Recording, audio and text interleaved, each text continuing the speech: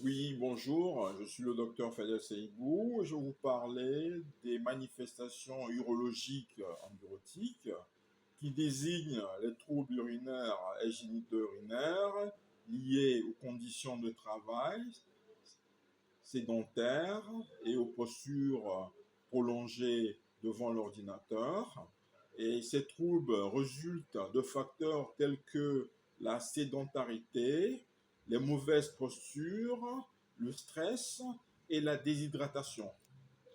Nous avons les troubles vésico-urinaires avec la retention urinaire et la dysurie, causée par la posture assise prolongée qui comprime la vessie et peut perturber la vidange vésicale. Comme symptômes, nous avons les difficultés à initier la miction, la sensation de visage incomplète. Comme mécanisme, nous avons la compression pelvienne et diminution de la contractilité vésicale. Nous avons également les infections urinaires, surtout les cystites, causées par réduction de la fréquence des mictions, favorisant la prolifération bactérienne. Comme facteur de risque, nous avons l'hydratation insuffisante, le retard aux toilettes par peur de quitter le poste.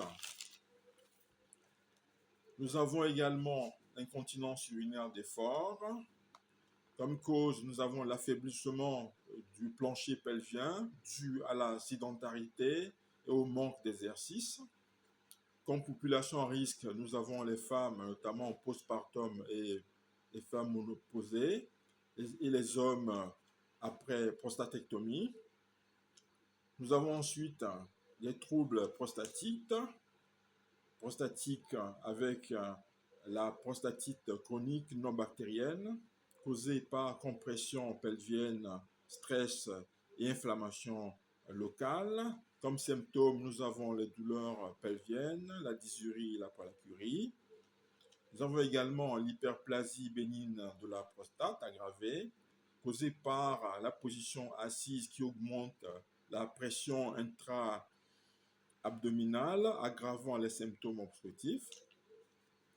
Nous avons les troubles de la fonction sexuelle avec la dysfonction érectile causée par compression des vaisseaux pudendo et diminution de la circulation sanguine. Comme facteurs associés, nous avons la sédentarité, l'obésité, le diabète. Nous avons également le syndrome de congestion pelvienne causé par stase veineuse due à la position assise prolongée, pouvant entraîner des douleurs testiculaires et des varicocèles. Pour la prévention et la prise en charge, nous avons des mesures ergonomiques avec, pour la posture, un siège ergonomique, repose-pied, écran à hauteur des yeux, des pauses actives avec marche toutes les 2 heures pour améliorer la circulation pelvienne.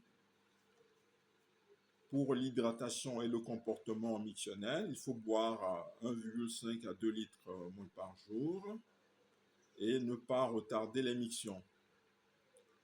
Pour le renforcement du périnée, nous avons les exercices de Kegel pour prévenir l'incontinence.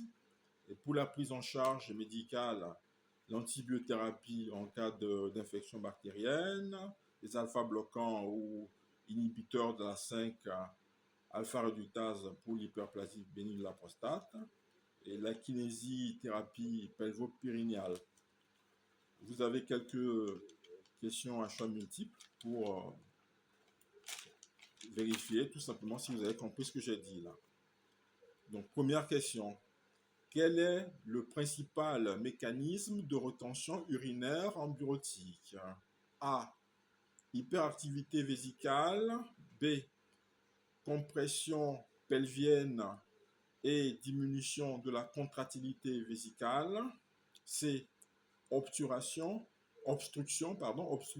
urétrale.